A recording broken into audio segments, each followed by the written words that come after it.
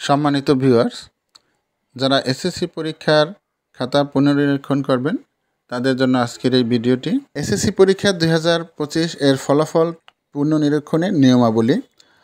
আবেদনের সময় 11/7/2025 থেকে 17/7/2025 তারিখ পর্যন্ত শুধুমাত্র টেলিটক প্রিপেইড সিম থেকে আবেদন করতে পারবেন। আবেদন করতে হলে আপনার মোবাইল অপশনে, মেসেজ অপশনে গিয়ে RSC স্পেস বোর্ডের প্রথম 3 অক্ষর লিখবেন এবং রোল নাম্বার লিখে স্পেস দিয়ে বিষয় কোড লিখে 16322-তে সেন্ড করতে হবে। বিষয় কোডগুলো আপনার একাধিক বিষয় হলে কমা দিয়ে লিখবেন।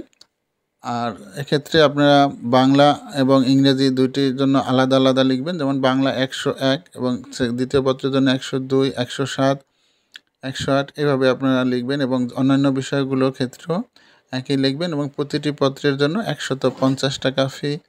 তারপরে আপনারা যে একটি পিন নাম্বার পাবেন মেসেজ অপশনে দ্বিতীয় মেসেজের জন্য, সেটি হলো লিখবেন RSC ইয়েস লিখে ওই পিন নাম্বারটি টাইপ করবেন। তারপরে কন্ট্যাক্ট নাম্বার, আপনার মোবাইলের যে কন্ট্যাক্ট নাম্বার দিবেন সেই কন্ট্যাক্ট নাম্বারটি দিয়ে তারপরে সেন্ড করবেন 16322-তে।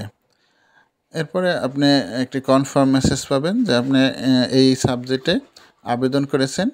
পরবর্তীতে প্রায় 1 মাসের মধ্যে এটি ফলাফল আবার ওয়েবসাইটে প্রকাশ করবে, তখন আপনারা দেখতে পারবেন।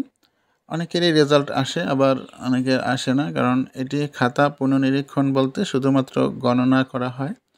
এটি গণনা যদি কোনো ভুল থাকে তাহলে সেটি সংশোধন করা হয়, আর অন্য পুনরায় খাতা এটা নিরীক্ষণ করা হয় না, মানে পুনরায় এটি দেখা হয় না।